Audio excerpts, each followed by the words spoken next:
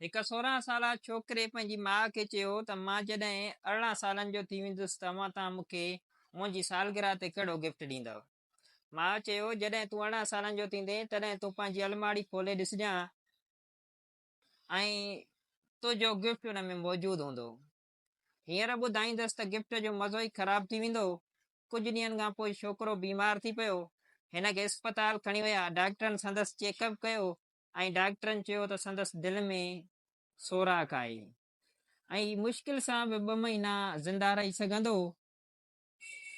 पर हिन जो 2 सालनि ताईं इलाज हलंदो रहियो ऐं जॾहिं छोकिरो 2 सालनि खां पोइ ठीकु थी घर पहुतो त हिनखे ख़बर पई त हिन जी माउ हिन दुनिया में न आहे रही ऐं हिनखे पंहिंजी माउ वारी ॻाल्हि यादि अची वई ऐं हिन जल्दीअ में ई अलमारी खोले ॾिठो।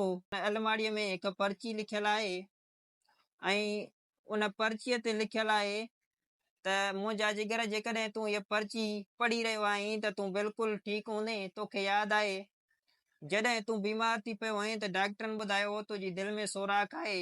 उन ॾींहुं आउं ॾाढी रुनी हुयसि ऐं मूं फ़ैसिलो कयो त मां पंहिंजी दिलि तोखे जेको आहे गिफ्ट तौरु ॾींदसि ऐं मुंहिंजा जिगर मूं तोखे पंहिंजी दिलि गिफ्ट करे ॾिनी आहे। हिन खे हमेशह संभाले रखजांइ ऐं तोखे सालगिरह जी मुबारक हुजे। त दोस्तो दुनिया में वाहिद माउ जो ई रिश्तो हूंदो आहे जेको पंहिंजी ज़िंदगीअ खां वधीक पंहिंजी औलाद जी ज़िंदगीअ खे अहमियत ॾींदो आहे। जीअं तव्हां हिन वीडियो में हिन कहाणीअ में ॿुधो त हिकु माउ पंहिंजे पुट खे बचाईंदे बचाईंदे पंहिंजी दिलि बि गिफ्ट करे छॾी ऐं खेसि जेको आहे ॾिनी।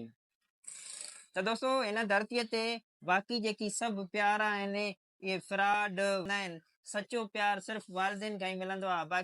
सो दोस्तो इन्हनि प्यार जे चकरनि खां पाण खे परे रखो ऐं पंहिंजे वालिदेन जी जेतिरो थी सघे ख़िदमत कयो। पंहिंजे होस्ट उशाक जामड़ो खे ॾींदा इजाज़त। वरी कंहिं नए वीडियो सां गॾु हाज़िर थींदासीं तव्हांजी ख़िदमत में। अल्लाह हाफ़िज़।